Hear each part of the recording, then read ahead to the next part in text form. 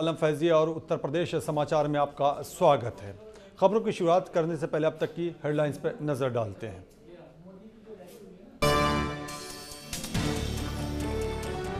हरदोई पहुंचे सीएम योगी आदित्यनाथ ने दी जिले को मेडिकल कॉलेज की सौगात। सेना के शौर्य पर बोले 400 से ज्यादा गद्दारों को मारकर लिया 41 जवानों की शहादत का बदला।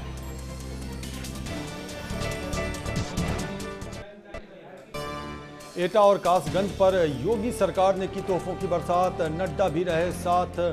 आईएएफ की जांबाजी पर बोले पाक को दिया मुंहतोड़ जवाब।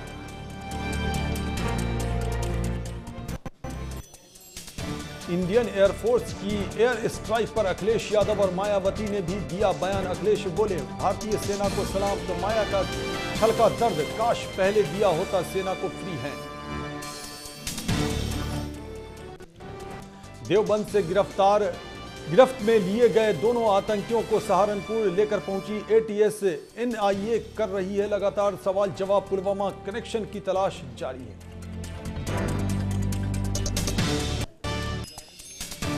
और भारतीय जाबाजों के शौर्य पर देश समेत पूरे प्रदेश में जश्न का दौर जारी। शहीदों के घर वाले बोले व्यर्थ नहीं गई हमारे लाल की शहादत।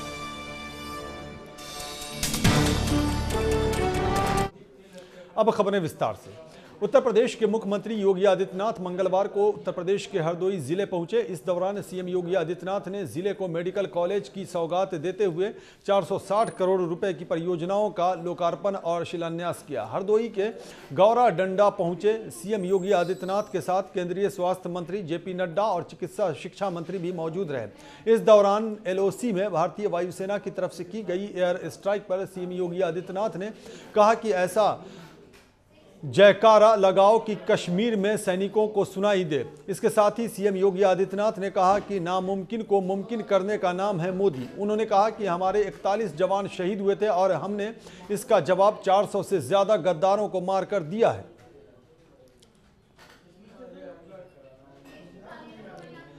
हरदोई के बाद सीएम योगी आदित्यनाथ और केंद्रीय स्वास्थ्य मंत्री जेपी नड्डा एटा पहुंचे। यहां सैनिक पड़ाव मैदान से सीएम योगी आदित्यनाथ और केंद्रीय मंत्री नड्डा ने जिले को मेडिकल कॉलेज की सौगात दी। इसके साथ ही एटा और कासगंज जिलों के लिए करोड़ों रुपए की विकास योजनाओं का शिलान्यास और लोकार्पण किया। इस दौरान केंद्रीय मंत्री नड्डा ने कहा कि आज का दिन एटा के लिए भी ऐतिहासिक है और देश के लिए भी। उन्होंने कहा कि प्रधानमंत्री ने कहा था कि हम कब जवाब देंगे, कैसे देंगे, कहां देंगे, ये सब सेना पर निर्भर है। आज भारतीय सेना ने पाकिस्तान में चल रहे आतंकी सेंटरों को ध्वस्त कर दिया है।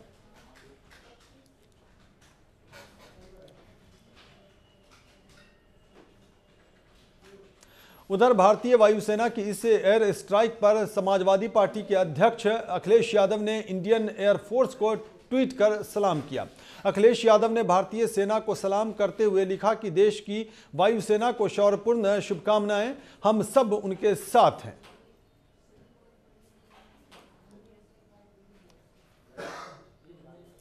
बढ़ते आगे, वहीं बीएसपी सुप्रीमो मायावती ने भी भारत की सर्जिकल स्ट्राइक 2 पर खुशी का इजहार किया है, लेकिन सियासी तड़का भी लगा दिया। मायावती ने लिखा कि पीएम ने पुलवामा के जवानों की शहादत के बदले में कार्रवाई करने के लिए अब जो फ्री हैंड सेना को दिया है, अगर यह फैसला मोदी सरकार के जरिए पहले ही ले लिया गया होता तो पठानकोट, उरी और पुलवामा जैसी अति दुखद और अति चिंतनीय कार्रवाई नहीं होती और ये घटना नहीं होती और न ही इतने जवान शहीद होते।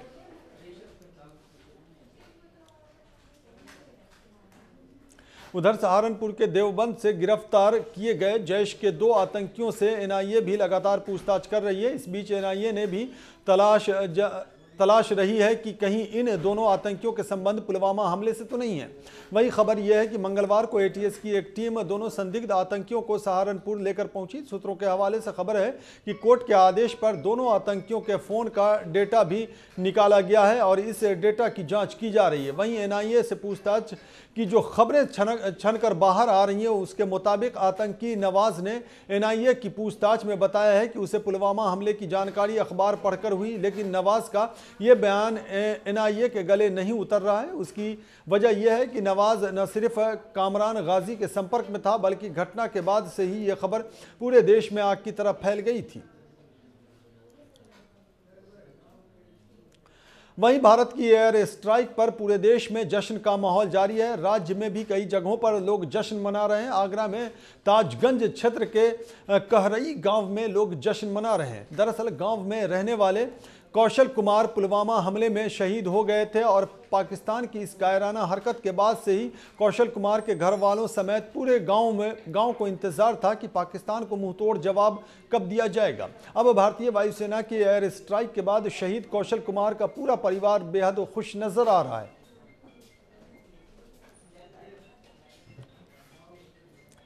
उधर प्रयागराज में भी जश्न का माहौल है। हनुमान मंदिर पर लोगों ने इकट्ठा होकर सेना के साहस और बहादुरी की तारीफ की। वहीं सिविल लाइंस के हनुमान मंदिर पर 1.25 कुंतल के लड्डू का प्रसाद लगाकर सेना के जांबाजों को समर्पित किया गया। इस दौरान कौशाम्बी से बीजेपी के सांसद विनोद सोनकर समेत सैकड़ों बीजेपी कार्यकर्ता भी मौजूद रहे।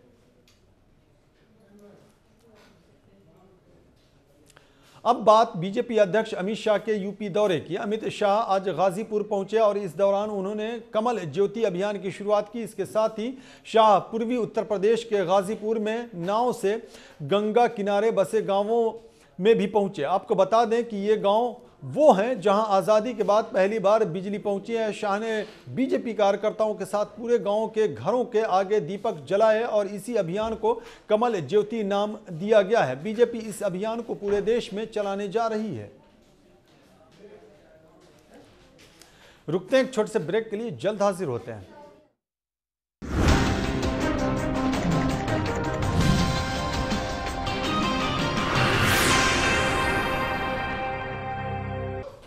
ब्रेक के बाद एक बार फिर आपका स्वागत है।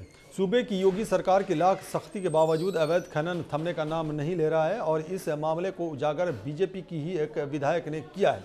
फतेहपुर की खागा विधानसभा से विधायक कृष्णा पासवान ने देर रात मोरम खदान में छापा मारकर अवैध खनन करते हुए पाया, जिसके बाद बीजेपी विधायक ने घाट से ही जिले के तमाम आला अधिकारियों को फोन किया, लेकिन किसी ने फोन तक नहीं उठाया। बता दें कि किशनपुर थाना के संगोलीपुर मड़ैयन यमुना मोरंग घाट में खागा की बीजेपी विधायक कृष्णा पासवान ने बीती रात छापा मारते हुए 8 बड़ी पोकलैंड मशीनें सहित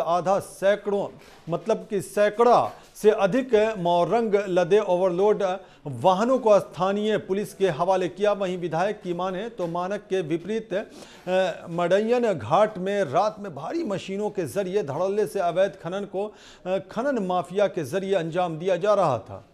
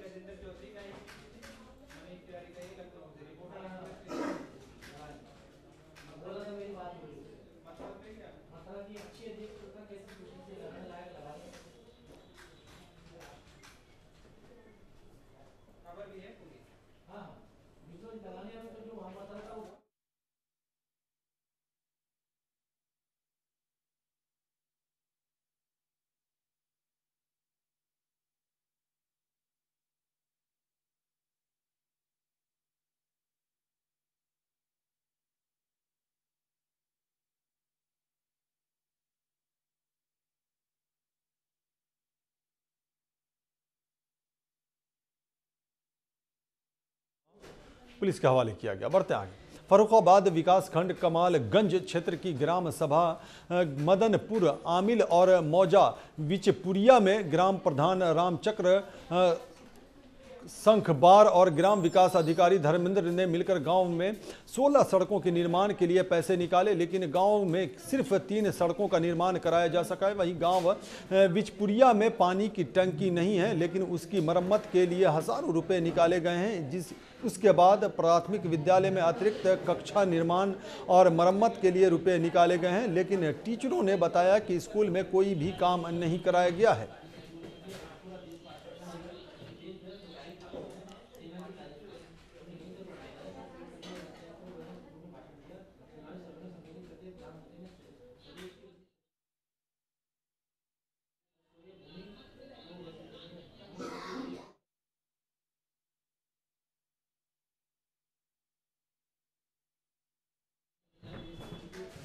तो फंड निकाला गया है स्कूल के विकास के लिए, लेकिन स्कूल के टीचरों का कहना है कि कुछ भी नहीं हुआ है। फर्रुखाबाद की ये खबर है, उत्तर प्रदेश के फर्रुखाबाद की ये खबर है।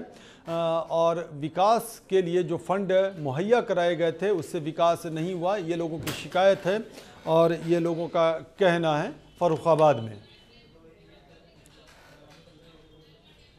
सिर्फ 3 सड़कों का ही विकास हुआ है, यानी कि उसी में काम किया गया है, बाकी और कहीं काम नहीं किया गया है। तो एक तरह से ये भ्रष्टाचार का आरोप भी लगता दिखाई दे रहा है कि आखिर पैसे निकाले गए, फंड जब मुहैया कराया गया तो विकास का काम क्यों नहीं हुआ। और तस्वीर भी इस बात की गवाही पेश कर रही है कि काम नहीं हुआ है। वहीं फतेहपुर में लोकसभा चुनाव के मद्देनजर अवैध असलहा फैक्ट्री के साथ साथ अवैध शराब बनाने वाले अपराधियों का धरपकड़ जारी है। उसी के तहत खागा कोतवाली की पुलिस ने अवैध असलहा फैक्ट्री बनाने वाले गैंग का पर्दाफाश करते हुए आरोपियों के पास से अवैध असलहा बनाने वाले उपकरण के साथ अवैध असलहा और अर्धनिर्मित असलहा को बरामद करते हुए आरोपियों को गिरफ्तार किया है।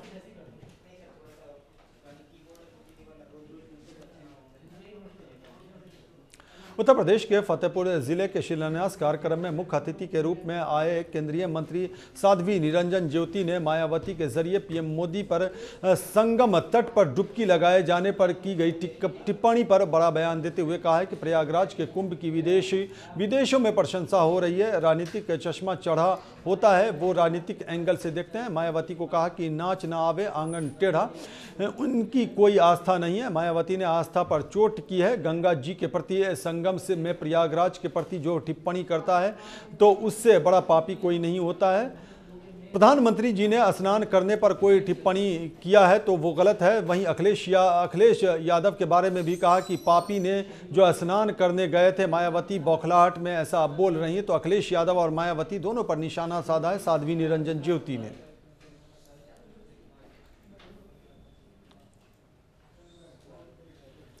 कौशाम्बी जिले के मंझनपुर डाइट मैदान पर जनसत्ता दल की जनसभा को पार्टी के राष्ट्रीय अध्यक्ष रघुराज सिंह ने संबोधित कर विचारों की लड़ाई लड़ने का आह्वान किया। राजा भैया ने कहा कि अगड़े पिछड़े ऊंच नीच सभी को एक साथ लाने के विचार की आवश्यकता है कि सरदार भाई पटेल के विचारों की। राजा ने कहा कि शहीद सैनिकों के परिजनों को 1 करोड़ रुपए की राशि प्रदेश सरकार को देना चाहिए।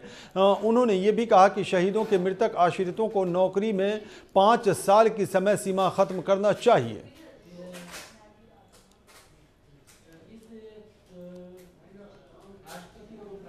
तो उत्तर प्रदेश समाचार में बस इतना ही। देखते रहिए तहलका इंडिया न्यूज़। नमस्कार।